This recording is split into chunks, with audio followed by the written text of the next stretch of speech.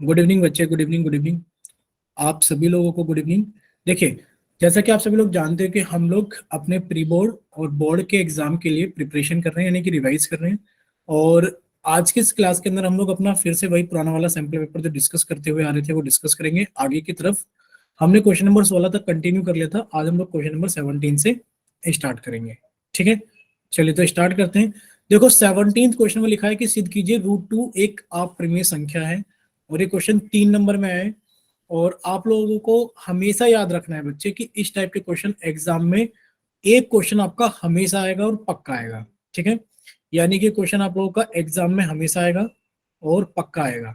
ठीक है, तो इस क्वेश्चन को सॉल्व करने के लिए, कि prove that √2 is an irrational number, आपको प्रूव करना है कि √2 कैसा नंबर है। √2 एक इरेशनल नंबर है। बच्चे आपको एक थ्योरम पढ़नी पड़ेगी। आप लोगों के पास में आपके एनसीईआरटी की बुक है, बोलिए जल्दी से, क्या आप सभी के पास में आप लोगों की एनसीईआरटी की बुक है? यस देखिए, सर। हाँ, आप सभी के पास में आपकी एनसीईआरटी की बुक होना चाहिए। जस्ट एक सेकंड, हमने कैमरा बंद किया था क्योंकि हमारे पास बुक नहीं थी। हमने बुक उठा ली है एनसीईआरटी की। और अगर आप लोग इस एनसीईआरटी की बुक को देखोगे तो बच्चे आपको ना एक थ्योरम दिखाई देगी। हम थ्योरम एक्सप्लेन कर रहे हैं, बट हम आपको बुक में बता दे रहे हैं कि वो थ्योरम बुक में है कहाँ। देखिए पेज नंबर 12 पर थ्योरम नंबर 1.3 लिखी हुई है। पेज नंबर 12 पर थ्योरम नंबर 1.3 लिखिए, let p be a prime number if p divides a square then p divides a where a is a positive integer. इसका मतलब क्या है आप लोग समझ लीजिए, हमने बुक रख दी है, हम आपको समझा देते हैं इसका मतलब क्या है। इसका मतलब यह है कि if P is a prime number, prime number आप लोग जानते हो कि पी एक प्राइम नंबर है, P is a prime number, कि पी कैसा एक प्राइम नंबर है। और ठीक है, आप लोग प्राइम नंबर जानते हो कि सर प्राइम नंबर क्या होते हैं सर, दो। सबसे छोटा प्राइम नंबर दो ही होता है।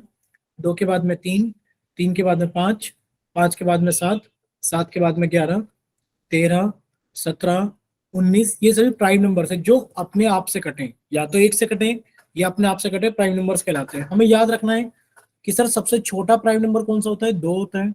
और sir two is only even prime number, two is only even prime number. हमें ये भी याद रखना है कि दो एकमात्र ऐसा प्राइम नंबर है जो कि even है, बाकी सारे प्राइम नंबर्स ओड है। बोलो इतना क्लियर सभी को प्राइम नंबर्स के बारे में? बोलिए, क्या इतना क्लियर है सभी को प्राइम नंबर्स के बारे में? प्लीज आप लोग रिप्लाई करते रहना साथ के साथ चैट सेक्शन में या फिर माइक ओपन करके। देखिए लिखा है कि अगर पी एक प्राइम नंबर है और पी क्या करता है, डिवाइड कर देता है ए स्क्वायर को। पी क्या कर देता है बच्चे, ए स्क्वायर को डिवाइड कर देता है। तो हम लोग लिख सकते हैं पी डिवाइड्स ए स्क्वायर। अगर पी ए स्क्वायर को पूरा पूरा डिवाइड करता है देन पी आल्सो डिवाइड्स ए, तो पी ए को भी डिवाइड करेगा। बोलो इतना क्लियर सभी को कि पी एक प्राइम नंबर है और पी ए स्क्वायर को डिवाइड करता है। ए स्क्वायर कोई भी नंबर हो सकता है, तो वो ए को भी डिवाइड करेगा। ये हमारे पास में थ्योरम है, एनसीईआरटी की बुक में लिखी हुई है, पेज नंबर शायद 12 या 13 था, एक सेकेंड,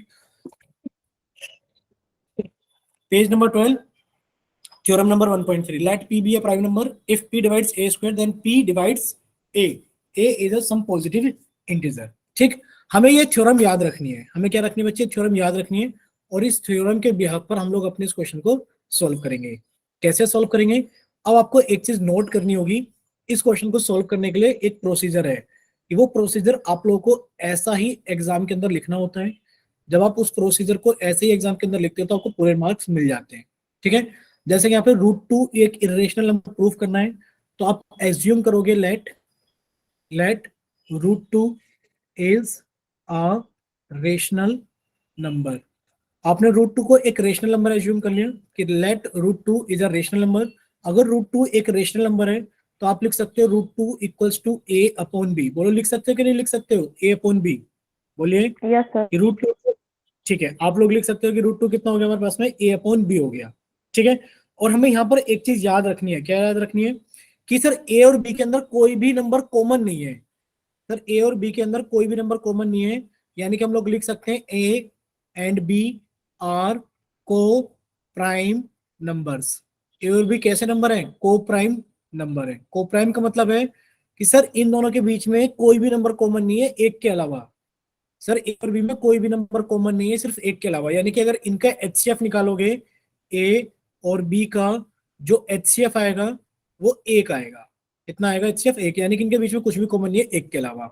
अब आपने क्या करा, आपने squaring on both the side, यानी कि आपने रूट टू बराबर ए अपॉन बी मान लिया, क्योंकि आपने मान लिया अपनी तरफ से कि रूट टू एक रेशनल नंबर है। अगर रेशनल नंबर है तो हम उसे ए अपॉन बी के फॉर्म में लिख सकते हैं, और ए अपॉन बी के फॉर्म में हमने उसको सिंपलेस्ट फॉर्म में लिखा है, यानी कि ए और बी आर को प्राइम नंबर्स, यानी कि वो सिंपल फॉर्म में है। जैसे कि कहीं मान लो 2 बटे या फिर 3/6 होता है, तो बच्चे कट के कितना आ गया? 1/2, यानी कि आपने उसको सिंपलाइज्ड फॉर्म में माना हुआ है, यानी कि वो कटेगा नहीं। अब आपने लिखा squaring on both the side, क्या क्या आपने? Squaring on both the side, यानी कि आपने दोनों तरफ स्क्वायर कर दिया। दोनों तरफ स्क्वायर कर दिया तो कितना हो गया? 2 बराबर ए स्क्वायर अपॉन बी स्क्वायर, यानी कि आप लोग यहां से देख सकते हो कि ए स्क्वायर बराबर 2b स्क्वायर, यानी कि इसका कहने का मतलब ये है कि sir a square is divisible by 2, यानी कि 2 डिवाइड्स ए स्क्वायर। और आपने अभी फंडामेंटल थ्योरम पढ़ी थी अर्थमेटिक की, कि अगर एक प्राइम नंबर है, पी एक प्राइम नंबर है, वो ए स्क्वायर को डिवाइड कर रहा है, तो आप लिखोगे 2 divides a square, therefore 2 divides ए, तो 2 ए को भी डिवाइड करेगा। और मान लीजिए 2 ने ए को डिवाइड किया, तो आपने कहा सर डिवाइड करने के बाद में कोई संख्या आ गई सी, डिवाइड करने के बाद मतलब रिमाइंडर 0, यानी कि हम ए को लिख सकते हैं 2 इंटू सी, यानी कि 2 डिवाइड्स ए। और जब 2 ए को डिवाइड करेगा तो हमने मान लिया कि ए बराबर 2c, क्योंकि जब ए डिवाइड हो रहा है 2 से, तो डिवाइड होने के बाद में कुछ ना कुछ क्वोशिएंट आएगा, और सर हम लिख सकते हैं ए बराबर 2c। अब ए की वैल्यू 2c, अब ए की वैल्यू 2c आप यहाँ इक्वेशन नंबर 1 में पुट कर दो। आप यहाँ इक्वेशन नंबर 1 में पुट कर दो कि put a equals to 2c। Good evening बच्चे, चेतना गुड इवनिंग। आज तो आप काफी दिनों के बाद आए हैं, अभी हम चेतना से बात करेंगे क्वेश्चन कराने के बाद में, ठीक है? तो ए की वैल्यू 2c आपने यहाँ पर पुट कर दी इस वाली इक्वेशन में, कि सर ए की वैल्यू हम लोग 2c यहाँ पुट कर देंगे, ठीक है? Put a equals to 2c in equation number 1। तो जब आप ए की वैल्यू 2c वहां पुट करोगे, तो आपने कहा सर ए की जगह 2c पुट किया, तो सर 2c का स्क्वायर बराबर 2b का स्क्वायर। बच्चे यहां से कितना आ गया? 4c स्क्वायर बराबर 2b स्क्वायर। सर यहां से 2 से ये 4 कट गया 2 बार में, यानी कि 2c स्क्वायर बराबर b स्क्वायर। आप कह सकते हो 2 डिवाइड्स b स्क्वायर, यानी कि जो 2 है वो b स्क्वायर को डिवाइड कर रहा है, 2 डिवाइड्स b स्क्वायर, यानी कि आपने लिखा कि sir 2 divides b square, therefore आपने कहा 2 डिवाइड्स b, यानी कि 2 b को भी डिवाइड कर रहा है, 2 a को भी डिवाइड कर रहा है। ये देखो यहाँ लिखा है ना 2 डिवाइड्स a 2 डिवाइड्स b। तो आप कहोगे सर a और b दोनों 2 से डिवाइड हो रहे हैं, बट आपने तो कहा था कि सर a और b को प्राइम नंबर्स हैं। तो आप यहाँ पे सिर्फ एक लाइन लिखोगे कि our contradiction is wrong, hence आपको लिखना है hence our contradiction, hence our contradiction, यानी कि आपने जो भी माना था आवर कंट्राडिक्शन इज रोंग, हमारा कंट्राडिक्शन रोंग है। Therefore root two is a irrational number, root two is a irrational number. बोलो इतना क्लियर सभी को, बोलिए कि इतना क्लियर है सभी को?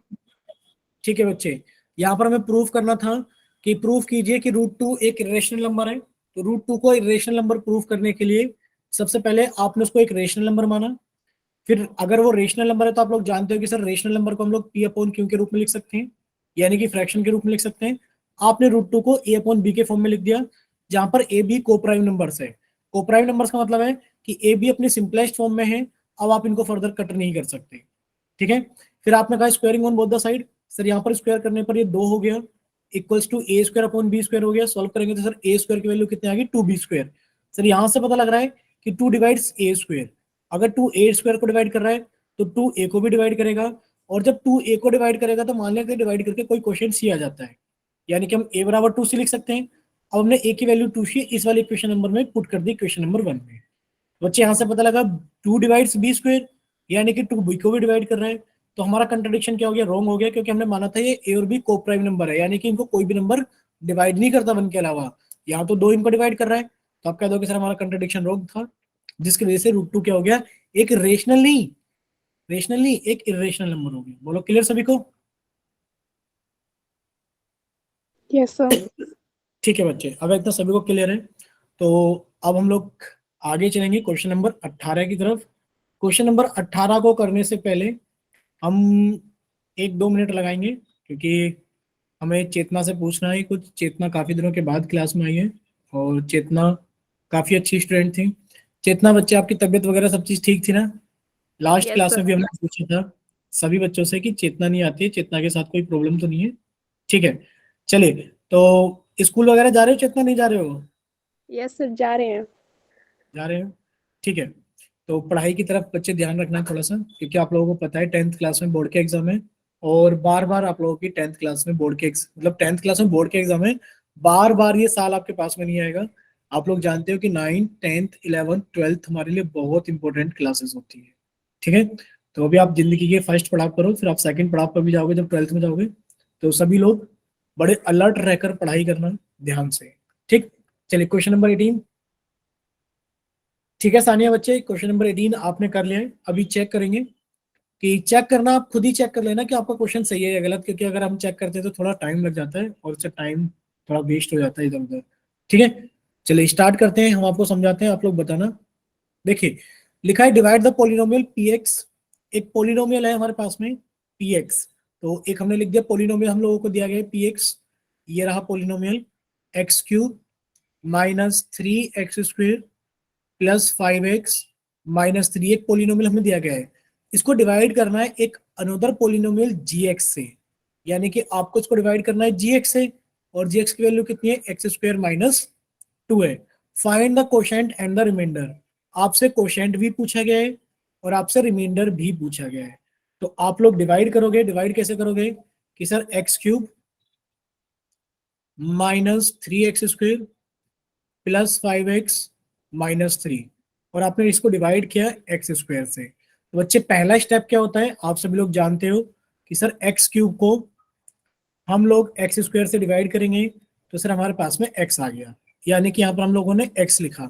अब क्या करेंगे बच्चे, इसको पूरे के साथ मल्टीप्लाई करेंगे, यानी कि हमने, सॉरी यहाँ x² - 2 था, तो बच्चे x² - 2 से जब हम लोग इसको डिवाइड करेंगे, तो पहला स्टेप यही होगा कि हमने x³ को x² से डिवाइड किया तो x आ गया। अब हम क्या करेंगे, इस x² - 2 से x को मल्टीप्लाई करेंगे। करो बच्चे, x² की मल्टीप्लाई x में करोगे, x³ आ गया। सर माइनस की मल्टीप्लाई प्लस में करेंगे, माइनस आ गया। सर 2 की मल्टीप्लाई x में करेंगे, 2x आ गया। तो बच्चे नीचे के साइन चेंज कर दो, ये माइनस का हो गया, ये प्लस का हो गया, और ये कट गया। अब आप कहोगे सर माइनस के 3x² बच रहे हैं, आपने माइनस के 3x² लिखा।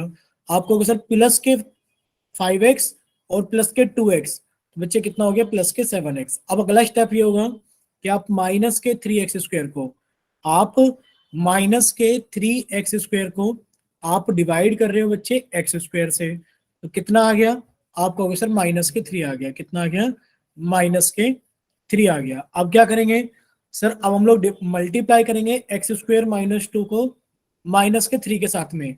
सर x² को मल्टीप्लाई किया -3 के साथ में, तो -3x² हो गया। सर माइनस की मल्टीप्लाई माइनस में की तो प्लस हो गया। सर 2 की मल्टीप्लाई 3 में किया तो 6 हो गया। बच्चे अब साइन चेंज करेंगे तो प्लस का हो गया, ये माइनस का हो गया। सर जी ये तो हमारे पास में कट गया, बचा कितना, आप कहोगे सर 7x बचा, साथ में ये -6 बचा, और आपने -3 भी उतार लिया, यानी कि आपके पास में बचा 7x - 9। बोलो क्लियर सभी को? बोलिए यस कितना सर। क्लियर? ठीक है बच्चे, अब आप इसको फर्दर डिवाइड नहीं कर सकते, क्योंकि यहाँ पर x की घात 2 है, यानी कि डिग्री 2 है, और यहाँ पर डिग्री 1 है। आप इसे फर्दर डिवाइड नहीं कर सकते, क्लियर? यानी कि अब आपके पास में कितना आ गया कि सर कोशेंट कितना आ गया मेरे पास में, x - 3 आ चुका है। यानी कि जब आप px को डिवाइड करोगे gx से, तो बच्चे आपके पास में कोशेंट कितना आएगा, x - 3 आएगा, प्लस रिमाइंडर कितना आएगा, आपको वैसे रिमाइंडर आएगा 7x - 9। बोलो इतना क्लियर सभी को? ये कोशेंट होगा और ये रिमाइंडर होगा, बोलो क्लियर? Yes sir. बच्चे चेक कीजिए अपना आंसर एक बार जल्दी से। ठीक है, कि जब आप पी एक्स को जी एक्स से डिवाइड करोगे तो क्वोशिएंट कितना आ जाएगा आपके पास में, x-3, और आपके पास में रिमाइंडर कितना आ जाएगा, 7x-9। तो एक बार सभी लोग बता दो, आप लोगों का आंसर ठीक है ना? सानिया, आप बताइए बच्चे।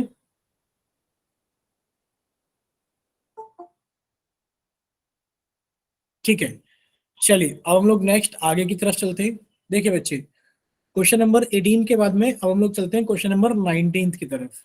ठीक है बच्चे, प्लीज माइक बंद रखना। देखिए, क्वेश्चन नंबर 19 में हम लोगों को दिया गया है, और ये क्वेश्चन नंबर 19 चैप्टर नंबर 9 से है, हाइट एंड डिस्टेंस, यानी कि एप्लीकेशन ऑफ ट्रिग्नोमेट्री से है।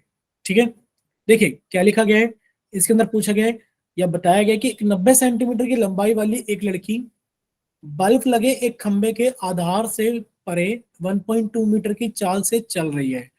यदि बल्ब भूमि से इतने मीटर की ऊंचाई पर होता है तो 4 सेकंड बाद उस लड़की की छाया की लंबाई ज्ञात कीजिए। A girl of height 90 centimetre is walking away from the base of a lamp post at a speed of 1.2 metre per second. यानी कि आपने क्या करा, आपने एक लैंप पोस्ट बना लिया, ये रहा सर, ये लैंप पोस्ट है। ठीक है, और एक लड़की क्या कर रही है बच्चे, इस लैंप पोस्ट से दूर जा रही है। ठीक है, कितने की स्पीड से जा रही है, आप कहोगे सर 1.2 मीटर पर सेकेंड की स्पीड से जा रही है।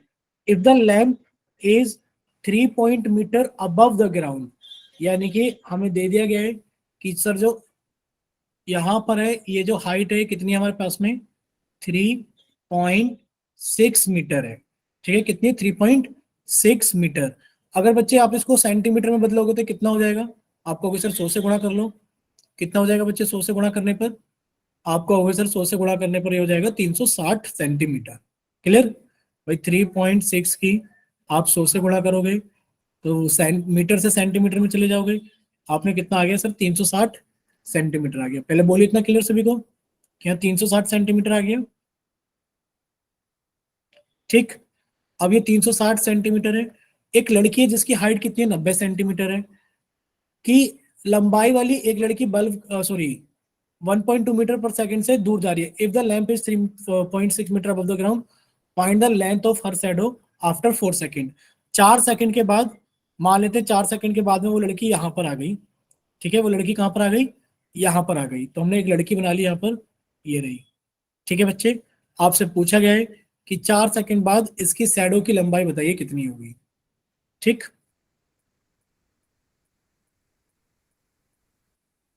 बोलिए इतना क्लियर सभी को कि कुछ इस टाइप का डायग्राम बनेगा।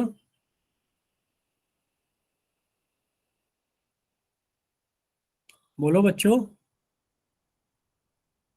आवाज क्लियर है ना सभी को, एक बार बताइए चैट सेक्शन में। देखो आप लोग रिप्लाई नहीं करते तो हमें लगता है कि नेटवर्क इशू हो गया है। ठीक है, चलिए, तो आपके पास में बच्चे ये डायग्राम बनेगा। अब आपको सोल्व क्या करना है बच्चे, वो 1 सेकंड में कितना जा रही है, आप कहोगे सर वो 1 सेकंड में 1.2 मीटर। सर वो 1 सेकंड में 1.2 मीटर जा रही है।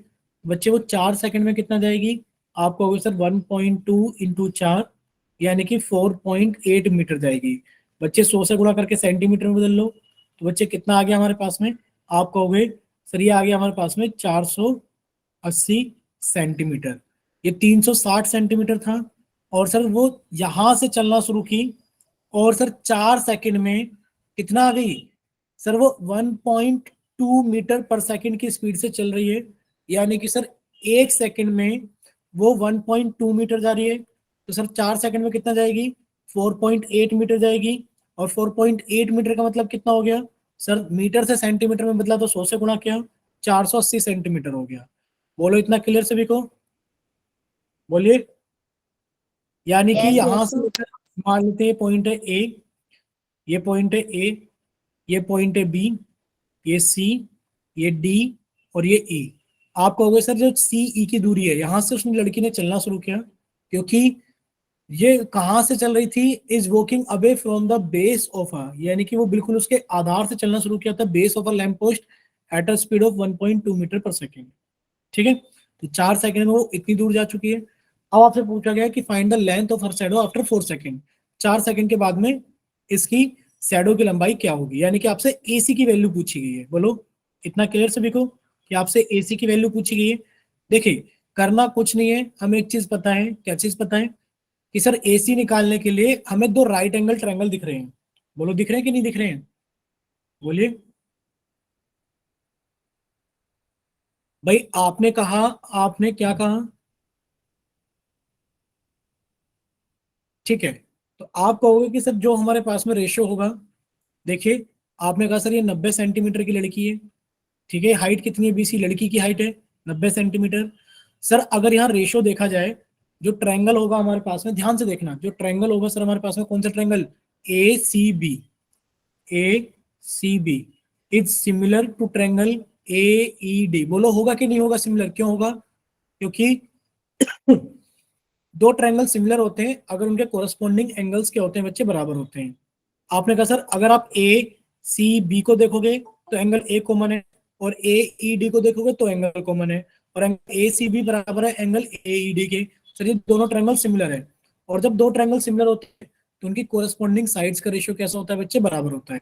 मान लो ये एक्स है, आप कहोगे सर कोरस्पॉन्डिंग साइड्स का रेशियो, यानी कि ए सी अपॉन ए ई का रेशियो बराबर होगा B C upon E D का रेशियो। बराबर होगा, क्योंकि जब दो ट्रायंगल सिमिलर होते हैं तो उनके कोरस्पॉन्डिंग साइड्स का रेशियो बराबर होता है। आपने कहा सर ए सी तो एक्स है, ए ई कितना हो गया? सर ए ई 480 प्लस एक्स हो गया, और ये बराबर होगा बी सी कितना है? 90 है। और सर ई डी कितना हो गया हमारे पास में? ई डी हो गया हमारे पास में 360। बच्चे को काटा तो कितना आ गया? 1/4 आ गया। बच्चे 4 की गुणा इधर कर लो, 4x बराबर 480 प्लस एक्स। बच्चे इधर घटाए तो कितना आ गया? 3x बराबर 480। और सर x की वैल्यू कितनी आ गई? 3 एकम 3, 3 चिंग 18, 0। Sir 160 centimetre. कितनी आ गई? 160 सेंटीमीटर। बोलो क्लियर सभी को? Yes, sir. बच्चे यही आपसे पूछा गया था कि एसी बताइए कितनी होगी? 360 सेंटीमीटर होगी। अब देखो, इस टाइप का क्वेश्चन ना आपकी एनसीईआरटी की बुक में है, और एनसीईआरटी की बुक में आपका एग्जाम्पल है। हम आपको एनसीईआरटी की बुक से एक एग्जाम्पल बता दे रहे हैं, और आप लोग उसको ट्राई कर लेना होमवर्क में। देखिए चैप्टर नंबर 9 निकालोगे जब आप लोग चैप्टर नंबर 9 निकालोगे, एक सेकंड बता देते हैं।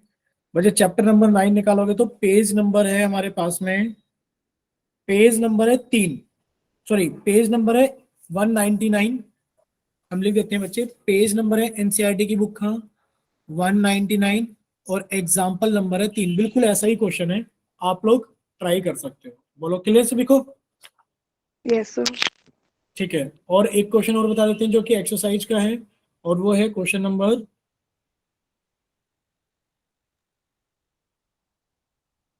6। क्वेश्चन नंबर 6 एनसीईआरटी की बुक का पेज नंबर 204 पर। ठीक है, 204 204।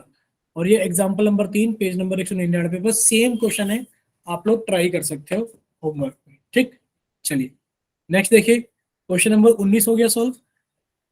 चलिए अब हम लोग चलते हैं क्वेश्चन नंबर 20 की तरफ। क्वेश्चन नंबर 20 में क्या दिया गया आप लोगों को?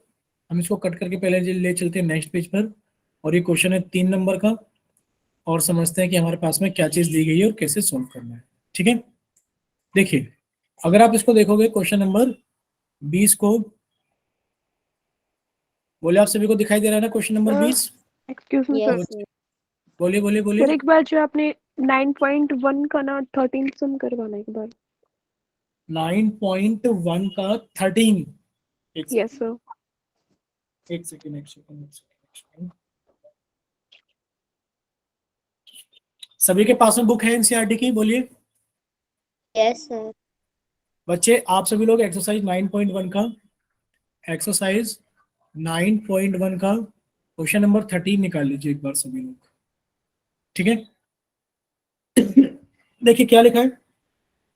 As observe from the top of a 75 metre high lighthouse, यानी कि lighthouse from the sea level, the angle of depression of two ships are 30 degree and 45 degree. If one ship is exactly behind the other on the same side of the lighthouse, find the distance between the two ship. Question कुछ ऐसा लिखा हुआ है कि एक light house है, मान लेते हैं ये क्या हमारे पास में लाइट हाउस है, और as observe from the top of a 75 metre, यानी कि इसकी जो हाइट है वो 75 मीटर है। ठीक है, इसके टॉप से देखा गया, क्या देखा गया कि दो सिप है हमारे पास में। हमने कहा सर सिप दो हैं तो दो सिप बनाएंगे। सर ये तो इसका ग्राउंड लेवल हो गया पानी का, और सर एक सिप तो यहाँ पर है सिप वन, ये रहा सिप वन, और एक है हमारे पास में सिप टू। जब ऊपर से देखा गया एक सिप का एंगल ऑफ डिप्रेशन कितना था हमारे पास में, आप कहोगे कि सर एक का एंगल ऑफ डिप्रेशन तो हमारे पास में 30 डिग्री दिया गया है और एक का 45 डिग्री दिया गया है। तो बच्चे ये 30 डिग्री होगा और ये 45 डिग्री होगा। क्यों? क्योंकि जब आप आगे की तरफ बढ़ते जाओगे तो एंगल ऑफ एलिवेशन बढ़ता चला जाएगा और यहाँ पर आके 90 डिग्री हो जाएगा। क्लियर सभी को? तो 30 और 45 क्लियर है।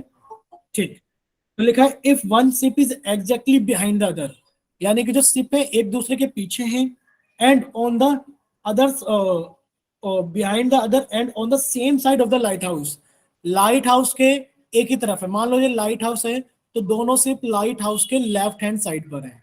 क्लियर? यानी डायग्राम ठीक है।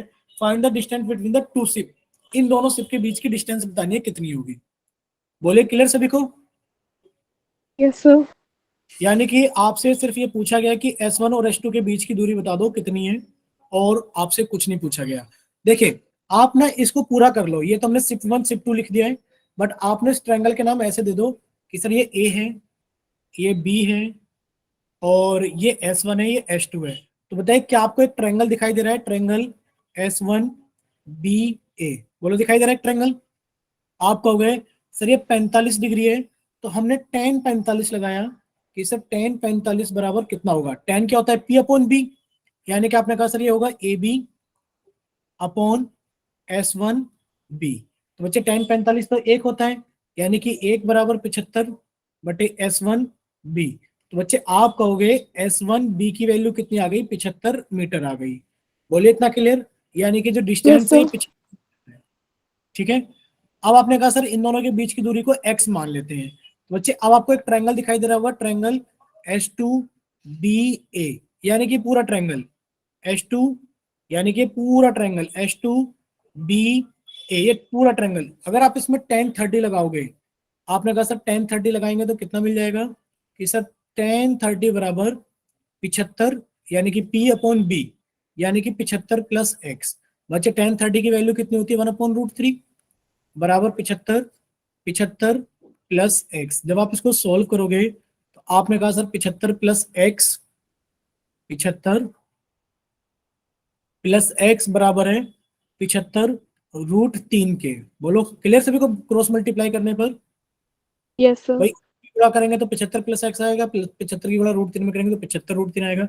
बच्चे हमें तो एक्स निकालना है, तो एक्स की वैल्यू आ गई 75√3 माइनस 75। सर 75 कॉमन आ गया, बचा कितना? √3 माइनस 1, इतने मीटर। बोलो क्लियर? Yes sir. ठीक है, और कोई डाउट है किसी बच्चे का? चले आगे, अपने पेपर को डिस्कस कर रहे थे, पेपर डिस्कस करें अपना। बोलो बच्चे, आप लोग बोलते नहीं हो ना, चैट यस सेक्शन सर। में दो ही बच्चों ने भी बोला है। ठीक है, चलिए अभी हम लोग आगे चलते हैं, और हम लोग डिस्कस कर रहे थे अपने पेपर को। तो पेपर में क्वेश्चन नंबर 20 पर हम लोग पहुंच चुके थे। बाकी बच्चे, किसी बच्चे का कोई डाउट रहा करे तो पूछ लिया करो, ऐसी कोई प्रॉब्लम नहीं है। ठीक है, चलिए अगर हम बात करें क्वेश्चन नंबर 20 की, तो सर ट्रायंगल OPQ में एक ट्रायंगल है OPQ, in triangle OPQ right angled at P। तो बच्चे एक राइट एंगल ट्रायंगल बना लो P पर। तो आपने कहा सर ये लो राइट एंगल ट्रायंगल बनकर तैयार है कि सर ये हमारे पास में कितना है? आपने कहा सर ये हमारे पास में O है, ये P है, और सर ये Q है। बोलो क्लियर? OPQ एक राइट एंगल ट्रायंगल बन गया, जिसके अंदर OP जो है 7 सेंटीमीटर है। आपने कहा सर ये OP 7 सेंटीमीटर है, and OP minus OQ, sorry OQ minus OP, sorry OQ minus PQ। अगर आप OQ में से अगर आप PQ को घटा देते हो तो एक आता है। ठीक है बच्चे, यहां लिखा है OQ माइनस PQ बराबर एक। हम ये कह रहे हैं कि बच्चे आपसे पूछी गई है value, determine the value of sine Q and cos Q. ठीक है, sine Q and cos Q, यानी कि आपको ये दोनों वैल्यू निकालनी, कितनी कितनी होगी तो आप बता दोगे। आपने कहा कि सर किसी को भी x मान लो, अगर पी क्यू को एक्स मान लिया तो ओ क्यू कितना हो गया? आप कहोगे सर ओ क्यू हो गया 1+x, हो गया कि नहीं हो गया? आपने कहा सर अगर पी क्यू को हमने x मान लिया तो सर ओ क्यू कितना हो गया? 1+x हो गया। अब राइट एंगल ट्रायंगल में आप लोग एक चीज जानते हो, क्या जानते हो?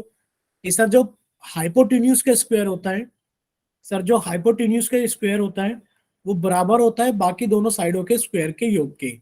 यानी कि हम लोग लिख सकते हैं बाय पाइथागोरस थ्योरम कि sir in triangle O P Q, हमने by Pythagoras theorem, by Pythagoras theorem हमने लिख दिया कि सर जो ओ क्यू का स्क्वायर होगा वो बराबर होगा ओपी का स्क्वायर प्लस पी क्यू का स्क्वायर। बच्चे ओ क्यू कितना है? 1+x है। बच्चे हमारे पास में पी क्यू कितना है? 7 का स्क्वायर है। और बच्चे पी क्यू कितना है हमारे पास में? x का स्क्वायर है। जब आप इसको ओपन करोगे तो कितना आ गया? 1। बच्चे a प्लस बी का स्क्वायर, 1 का स्क्वायर 1। बच्चे x का square x square plus 2ab, ये कितना हो गया? 7 का स्क्वायर 49 हो गया प्लस एक्स स्क्वायर। बच्चे एक्स स्क्वायर से एक्स स्क्वायर कट गया, यानी कि 2x की वैल्यू कितनी आ गई सर? 49 माइनस 1 48 आ गई। और x की वैल्यू कितनी आ गई सर? 48/2 24 आ गई। यानी कि आपने कहा सर ये 24 सेंटीमीटर है और सर ये 24 प्लस 1 25 सेंटीमीटर है। अब आपसे पूछा गया है साइन क्यू की वैल्यू बताओ। आप कहोगे सर साइन क्यू बहुत आसान है, साइन कितना होता है सर? p/h। सर क्यू के लिए p कौन है? सर क्यू के लिए p तो ये रहा। यानी कि आपने कहा सर जो साइन क्यू की वैल्यू है वो 7/25 है। और बच्चे कोस क्यू की वैल्यू कितनी है? आप कहोगे सर कोस कितना होता है? b/h। बच्चे ये कितना होता है? b/h। अब क्यू के लिए बेस कितना है? 24 और हाइपोटेन्यूज कितना है? 25। बोलो क्लियर सभी को? बोलिए क्या इतना क्लियर है सभी बच्चों को? ये यस आप लोग सर बोल, क्लियर है। ठीक है। अब इतना क्लियर है तो अभी हम लोग आगे चलते हैं। चलिए क्वेश्चन नंबर 21 की तरफ चलते हैं, क्वेश्चन नंबर 21 की तरफ।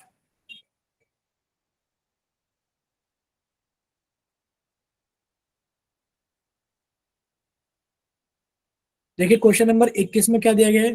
क्वेश्चन नंबर 21 में दिया गया है कि find the circumference of a circle whose area is 6.16 centimetre square. एक सर्कल है और बच्चे इस सर्कल का एरिया कितना दिया गया है? इस सर्कल का एरिया आप लोगों को दिया गया है 6.16 सेंटीमीटर स्क्वायर। और आपसे पूछा गया है इसकी परिधि बताइए, यानी कि आपसे 2πr की वैल्यू पूछी गई है। क्या पूछा गया आपसे? आपसे इसकी परिधि यानी कि 2πr की वैल्यू पूछी गई है कि बताइए 2πr कितना होगा।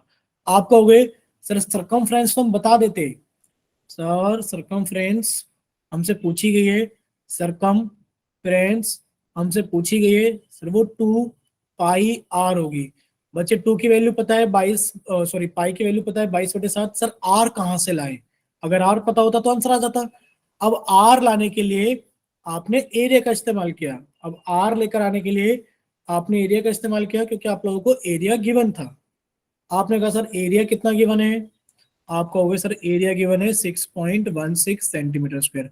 एरिया होता कितना है सर? πr² होता है। 6.16 दे रखा है सर। पाई की वैल्यू अगर हमने 22/7 ले ली तो सर r गुणा r बराबर 6.16। अब बोलो इतना क्लियर सभी को कि बच्चे r गुणा r बराबर कितना आ गया? इसको यहीं रखते हैं तो 6.16 गुणा 7/22 आ गया। बोलो क्लियर? बोलिए। Yes sir. ठीक है। अब बच्चे इसको 11 से कट करते हैं। 11 से कट करेंगे, पहले तो इसका डेसिमल हटा लो। पहले तो आप लोग इसका डेसिमल हटा लो। सर इसका डेसिमल हटाया तो नीचे कितना आ गया सर? 100 आ गया। ठीक है बच्चे। अब 11 से कट गया सर, 11×5 = 55, 11×6 = 66। सर 11 से कट गया तो कितना आ गया? 2 आ गया। सर इसको 2 से कट किया तो कितना आ गया? 28 आ गया। यानी कि सर आर गुणा आर की जो वैल्यू है वो 28 गुणा 7/100 है। अब हम लोग एक चीज जानते हैं बच्चे, 28 को हम लोग कितना लिख सकते हैं सर? 7×4 लिख सकते हैं, समझना।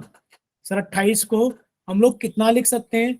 आप कहोगे सर 28 को हम लोग 7×4 लिख सकते हैं। बच्चे एक साथ पहले से ही है तो आप कहोगे सर 7×7 एक जोड़ा बन गया। और 4 को हम लोग लिख सकते हैं 2×2। कितना लिख सकते हैं? 2×2। बोलो लिख सकते हैं ना 2×2 4 को? सर तो आपने 4 को लिख दिया बच्चे, कितना? 2×2। तो बच्चे अब आपके पास में एक जोड़ा बन गया है कितने का? 7×2 का। और नीचे 100 को हमने लिख दिया 10/10। यानी कि 10 गुणा 10। आपने कहा सर r गुणा r था, तो r की वैल्यू कितनी आ गई, 7 गुणा 2/10। आपने कहा सर r की वैल्यू कितनी आ गई, सर r की वैल्यू आ गई 7 गुणा 2/10। काट लो जो चीज कट जा रही है। आपने कहा सर 7 से 7 कट जा रहा है, ठीक है। सर 22 दूनी कितना हो गया, 44 हो गया, गुणा 2/10। और सर ये कितना हो गया हमारे पास में, सर 88/10। और ये कितना हो गया, 8.8 सेंटीमीटर। बोलो क्लियर। सो भाई आर आप लोगों ने निकाल ली, इतना क्लियर ना, आर कैसे निकली है। यस सर, क्लियर है। ठीक है, चलिए अब हम लोग बात कर लेते हैं क्वेश्चन नंबर 22 की। 22 की बात करेंगे बाद में, पहले 23 देख लेते हैं। ये 22 में कुछ नहीं है। 23 में आप लोग एक नई इंपोर्टेंट चीज सीख जाओगे, क्योंकि इसमें कुछ लिखा हुआ है। देखिए इसमें क्या लिखा हुआ है बच्चे, इसमें लिखा हुआ है कि पूर्ण वर्ग बनाकर इतने के मूल ज्ञात कीजिए। अब आप लोगों को लग रहा होगा कि सर पूर्ण वर्ग बनाकर यानी कि by the method of completing the square, हमारे सिलेबस में नहीं होगा। पर बच्चे पेपर अगर आप लोग देखोगे, ये पेपर अगर आप लोग देखोगे कौन से साल का है, ये पेपर बच्चे 2019 का है, ठीक है। तो बच्चे 2019 में कोविड नहीं था, और 2020 से जब से कोविड लगाए, शायद कंप्लीटिंग द स्क्वायर आप लोगों के सिलेबस में है इस साल या नहीं है, ये बताओ। है सर। हैगा, ठीक है। अगर है तो हम लोग करा देते हैं कंप्लीटिंग द स्क्वायर, क्योंकि शायद सीबीएसई बोर्ड में रिडक्शन था, लेकिन पर शायद हरियाणा बोर्ड में रिडक्शन नहीं है, ठीक है। चलिए अब देखो कंप्लीटिंग द स्क्वायर कैसे लगाएंगे हम लोग। देखो कंप्लीटिंग द स्क्वायर लगाने का एक बहुत ही आसान तरीका हम आपको बताते हैं कि हम कंप्लीटिंग द स्क्वायर कैसे लगाएंगे। देखो कुछ स्टेप्स हैं जो आप लोगों को समझने पड़ेंगे। यहाँ पे लिखा है 5x² minus 6x minus 2 equals to 0। पहला स्टेप ये है कि सर एक्स स्क्वायर का जो भी कोफिशिएंट है, सर एक्स स्क्वायर का जो भी कोफिशिएंट है उससे डिवाइड कर दो। जब आप पूरी इक्वेशन को 5 से डिवाइड करोगे, तो बच्चे आपने सभी में 5 से डिवाइड कर दिया। बोलो क्लियर सभी को। 5 से डिवाइड करने पे बन गया x² माइनस 6/5x माइनस 2/5 बराबर 0। इतना क्लियर सभी को। बोलिए पहला स्टेप क्लियर सभी यस को। सर, ठीक है। क्लियर है। अब दूसरा स्टेप ये होगा कि सर यहाँ पर x का जो भी कोफिशिएंट है, x का कोफिशिएंट कितना है, 6/5। आपने इसका आधा किया, कितना हो गया, 6/10। यानी कि सर कट किया जाए तो कितना हो गया, 2 से कट किया 3, 2 से कट किया 5, सर कितना हो गया, 3/5। बोलो इतना क्लियर। सर x का जो भी कोफिशिएंट है उसका हमने आधा किया, यानी कि उसको आधे से गुणा किया, तो कितना आ गया हमारे पास में, सर 3/5। तो अब कुछ नहीं करना।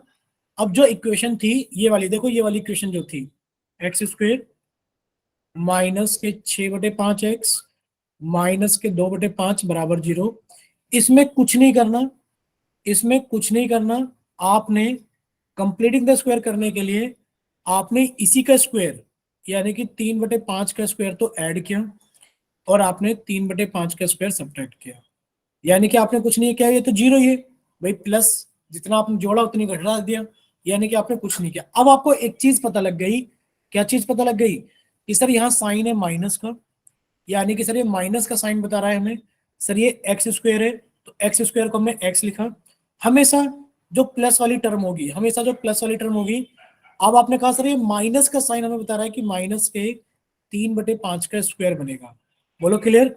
यहां से पता लगा सर x आएगा, यहां से पता लगा 3/5 का स्क्वायर आएगा, बीच में जो साइन आएगा माइनस का, वो यहां से पता लगेगा कि जो x का कोफिशिएंट है उसका साइन क्या है। अब कितना बचा हमारे पास में, आपको सर कुछ नहीं बचा है हमारे पास में, माइनस के 2/5 बचा है और माइनस के 3/5 का स्क्वायर बचा है, इक्वल्स टू 0।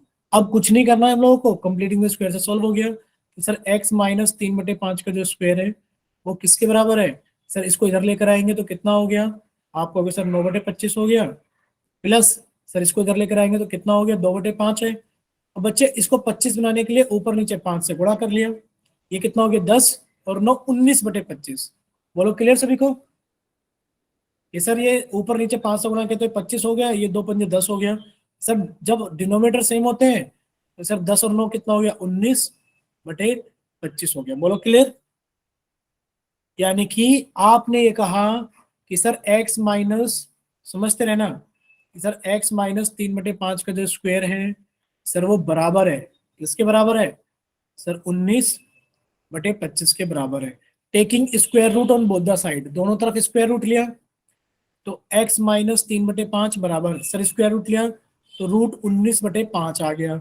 और सर x की वैल्यू कितनी आ गई बच्चे, जब आप स्क्वायर रूट लोगे दोनों तरफ का तो बच्चे आपको यहाँ प्लस माइनस लगाना पड़ेगा।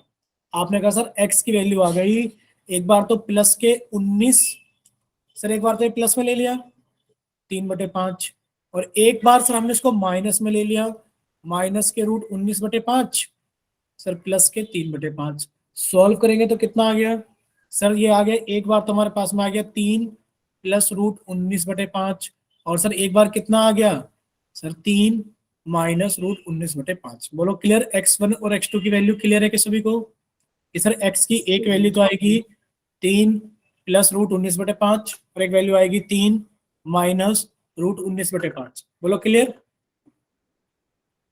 कितने बच्चों को क्लियर है माइक ओपन करके बताओ भाई। चैट सेक्शन में तो 2-3 बच्चे रिप्लाई कर रहे हैं, सिर्फ टीना रिप्लाई कर रही है संतोष कुमार के नाम से और प्रवीण शर्मा के नाम से सानिया रिप्लाई कर रही है, बाकी बच्चों को क्लियर नहीं है क्या? ठीक है, यानी कि सभी को क्लियर है। सर कंप्लीटिंग द स्क्वायर में कोई बड़ी बात नहीं है सर, एक्स स्क्वायर का जो भी कोफिशिएंट होगा उससे डिवाइड कर देंगे, सर एक्स का जो भी कोफिशिएंट बनेगा उसका आधा कर करके हम क्या कर देंगे ऐड कर देंगे स्क्वायर को दोनों तरफ। ठीक, चलिए अब बात कर लेते हैं क्वेश्चन नंबर 22 की, जिसको हम लोग छोड़कर आए थे। हमने इस वजह से छोड़ा था किस वजह से कि सर यहाँ पर कुछ भी नहीं है, दो इक्वेशन है। देखो जब भी आपके पास में इस टाइप की इक्वेशन आती है, जब भी आपके पास में इस टाइप की इक्वेशन आती है तो आप एक चीज नोट कर पा रहे हो, सर यहाँ पर 1/x को 2 से गुणा किया गया है, सर यहाँ पर 1/y को 3 से गुणा किया गया है, सर यहाँ पर 1/x को 5 से गुणा किया गया है, और सर यहाँ पर 1/y को 4 से गुणा किया गया है। समझना क्या चीज बोल रहे हैं बच्चे, जब आप 1/x को 2 से गुणा करोगे तो 2/x बनेगा, जब आप 1/y को 3 से गुणा करोगे तो 3/y बनेगा, जब आप 1/x को 5 से गुणा करोगे तो 5/x बनेगा, जब आप 1/y को 4 से गुणा करोगे तो 4/y बनेगा। यानी कि सर ये जो 4/y है इसका मतलब है 1/y को 4 से गुणा किया है। सर जो यहाँ पर 5/x है इसका मतलब है कि 1/x को 5 से गुणा किया है। सर यहाँ पर y का मतलब क्या है कि 1/y को 3 से गुणा किया गया है। यानी कि कुल मिलाकर के सर सारी बात क्लियर है, हमारे पास में सिर्फ कुल मिलाकर के एक ही चारा है कि सर 1/x को हमने एक नया वेरिएबल u मान लिया, और सर 1/y को एक नया वेरिएबल v मान लिया। तो बच्चे कितना लिखा है सर, ये लिखा है 2u प्लस 3v बराबर 13, इक्वेशन नंबर 1, और सर ये लिखा है 5u माइनस 4v बराबर -2। ठीक, अब आप यहां से u और v की वैल्यू निकाल लो। कैसे निकालेंगे सर u और v की वैल्यू? देखिए आप ऊपर वाली इक्वेशन में बच्चे 4 से गुणा कर लो और आप नीचे वाली इक्वेशन में 3 से गुणा कर लो। क्यों? क्योंकि देखो 4 से गुणा करोगे तो बनेगा 8u प्लस 12v बराबर 13 चौक 52। बच्चे 3 से गुणा करोगे तो 3 पंजे 15u माइनस 4 या 12v बराबर -6, और ये इक्वेशन नंबर 1 तो ये ऐसे रिड्यूस हो गई, 2 ऐसे रिड्यूस हो गई। बच्चे जब आप इनको जोड़ दोगे, बच्चे जोड़ने पर क्या होगा सर, जोड़ने पर कुछ नहीं होगा, जब हम इनको जोड़ेंगे तो सर ये कट जाएगा, और 15 और 8 कितना हो गया बच्चे, आप कहोगे सर 23 यू हो गया। सर इनको जोड़ेंगे तो जोड़ने पर क्या होगा, आप कहोगे सर प्लस के 52 माइनस के 6, सर प्लस के 23 बचेगा, सॉरी कितना बचेगा 46 बचेगा, और सर यू की वैल्यू कितनी आ गई 46/23। आपने कहा सर यू की वैल्यू तो 2 आ गई, कितनी आ गई यू की वैल्यू 2। अब यू की वैल्यू 2 अगर आपने यहाँ पुट कर दिया तो बच्चे यू की वैल्यू 2 पुट करने पर 15 दूनी 30, और ये इधर आके जुड़ जाएगा 6 36, यानी कि 12v बराबर 36 आ गया, और सर v की वैल्यू कितनी आ गई 3 आ गई। अब v की वैल्यू 3 है और u की वैल्यू 2 है, तो आपने कहा सर u तो कौन था 1/x, यानी कि सर 1/x बराबर u था, यानी कि 2 था, तो बच्चे 2x बराबर 1 आ गया, x की वैल्यू 1/2 आ गई। अब आप कहोगे कि सर 1/y बराबर v था, v की वैल्यू 3 है, तो बच्चे 3y बराबर 1 आ गया, और y की वैल्यू 1/3 आ गई। बोलो इतना क्लियर सभी को? कैसे सॉल्व करना है, बोलिए, कितना क्लियर है सभी को? ठीक है बच्चे, यानी कि इतना सभी बच्चों को क्लियर है। यानी कि हम लोगों ने अपना 23 नंबर तक क्वेश्चन सारे कंप्लीट कर लिए और हम लोग बात करेंगे 24 नंबर से आगे की तरफ। ठीक है, चलिए कुछ क्वेश्चंस और डिस्कस करते हैं, 24 से आगे की तरफ चलते हैं। देखिए ये क्वेश्चन अच्छा क्वेश्चन है, क्वेश्चन नंबर 24, और ये 4 नंबर में आया हुआ क्वेश्चन है। ये एपी का क्वेश्चन है, ठीक है, चैप्टर नंबर 5, यानी कि एपी का क्वेश्चन है। क्या दिया गया है? ऐसे find the sum of first 40 positive integer, first 40 positive integers divisible by 6, 6 से डिवाइड होने वाले 6 से डिवाइड होने वाले फर्स्ट 40 पॉजिटिव इंटीजर्स। आपने कहा सर पहला तो 6 ही है, सर दूसरा 12 है, तीसरा कितना है हमारे पास में 18 है, सर चौथा कितना है हमारे पास में 24 है। सर देखा जाए 40 इंटीजर चाहिए, तो सर लास्ट में कितना होगा 240 होगा। क्यों? सर फर्स्ट पॉजिटिव इंटीजर जो 6 से डिविजिबल हो, तो सर 1 को गुणा कर देंगे 6 से तो सर 6 है, 2 से गुणा कर देंगे 6 को तो 12 है। सर हमें तो 40 चाहिए, 40 को गुणा कर देंगे 6 से, कितना आ गया 240 आ गया। बोलो क्लियर सभी को? यानी कि अब आपसे ये नहीं पूछा गया, आपसे इनका सम पूछा गया है, यानी कि आपसे S40 पूछा गया है। भैया टोटल टर्म कितनी है? आप कहोगे सर ये टोटल टर्म है 40, 40 टर्म है। बच्चे S40 पूछा गया है।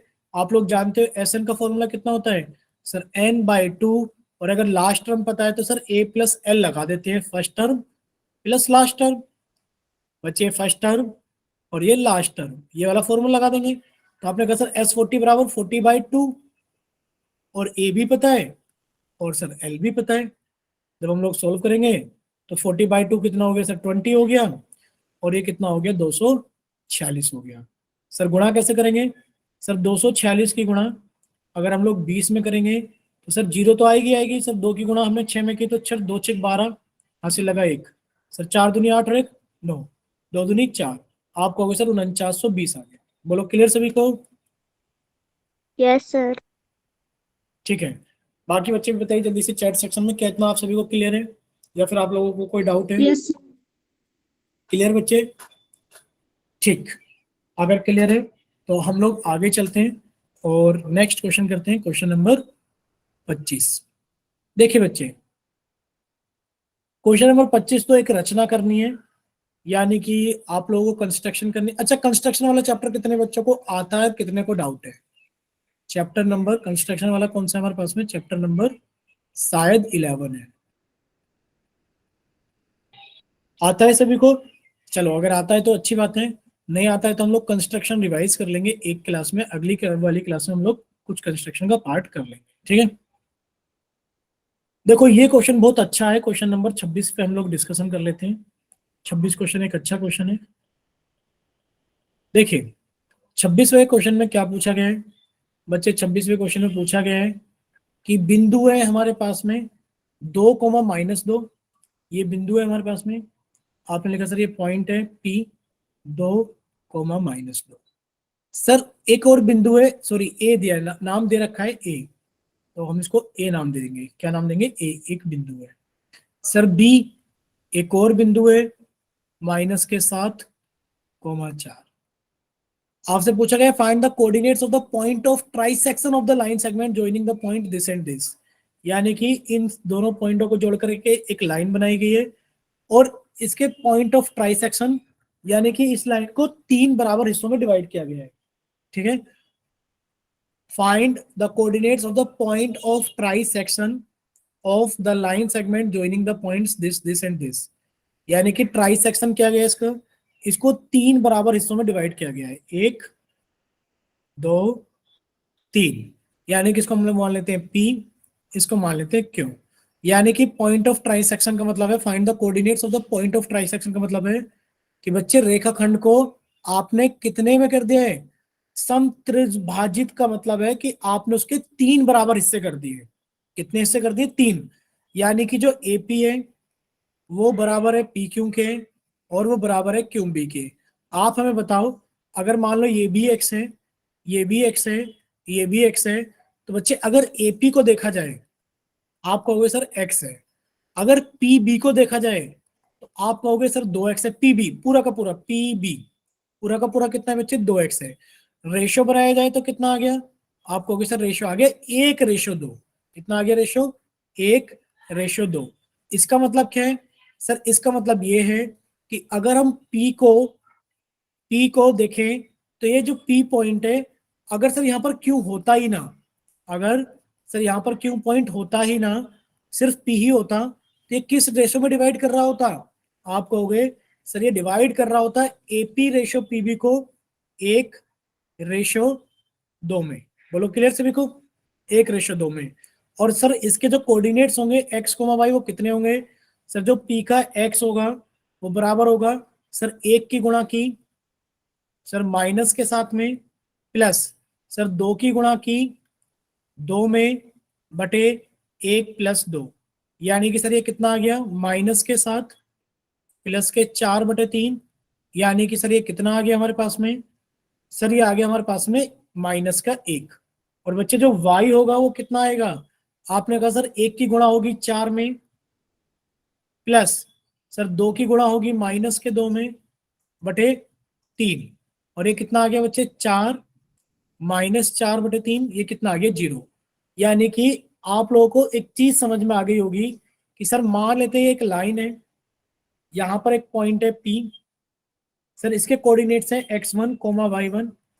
सर यहाँ पर एक पॉइंट है Q, इसके कोऑर्डिनेट्स हैं x2, y2। कुछ कोऑर्डिनेट्स होंगे सर, यहाँ पर हमें a के कोऑर्डिनेट्स निकालने हैं कि सर a के कोऑर्डिनेट्स बताओ x, y क्या होंगे अगर ये इसको डिवाइड करता है 1:2 में।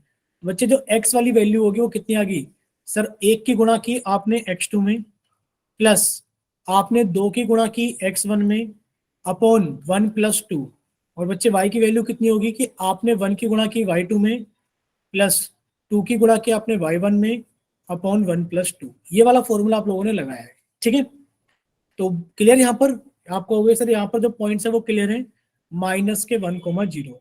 और अब आप लोग जानते हो कि सर अगर हमारे पास में P के कोऑर्डिनेट्स हैं, B के कोऑर्डिनेट्स हैं और हमें Q के कोऑर्डिनेट्स निकालने हैं, तो बच्चे मिड पॉइंट निकाल दो भाई। -7 -1/2 -8/2 कितना हो गया सर, -4। सर 0 और 4/2 कितना आ गया 2, यानी कि अगले पॉइंट के कोऑर्डिनेट्स आप लोग मिड पॉइंट से निकाल दो। बोलो इतना क्लियर सभी को, यस सर। ठीक है। अगर क्लियर तो ठीक है, अगर कोई डाउट है तो आप लोग बता सकते हो, और अगर सब चीजें क्लियर है तो बताइए कि हाँ सर सारी चीजें क्लियर है।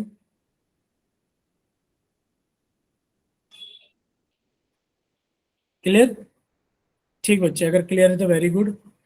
देखिए बच्चे, यहाँ पर 27 क्वेश्चन को और डिस्कस कर लेते हैं हम लोग। अच्छा क्वेश्चन है 27 भी, 4 नंबर का क्वेश्चन है। और ये आप लोग जानते हो, क्या चीज जानते हो कि सर ये प्रोबेबिलिटी यानी कि चैप्टर नंबर 15 का क्वेश्चन है। और क्वेश्चन अच्छा है, क्वेश्चन अच्छा है। यानी कि क्वेश्चन में क्या है, 1 card is drawn from a well shuffled deck of 52 cards, calculate the probability that the card to be an ace. एक एस कार्ड होगा, बोलो इस चीज की प्रोबेबिलिटी क्या होगी। आप कहोगे सर एक गड्डी को देखा जाए तो सर एक गड्डी के अंदर कितने एस होते हैं, आप कहोगे सर एक गड्डी के अंदर 4 एस होते हैं। बोलो क्लियर सभी को, तो बच्चे आंसर आएगा 4/52, यानी कि सर 1/13। क्लियर।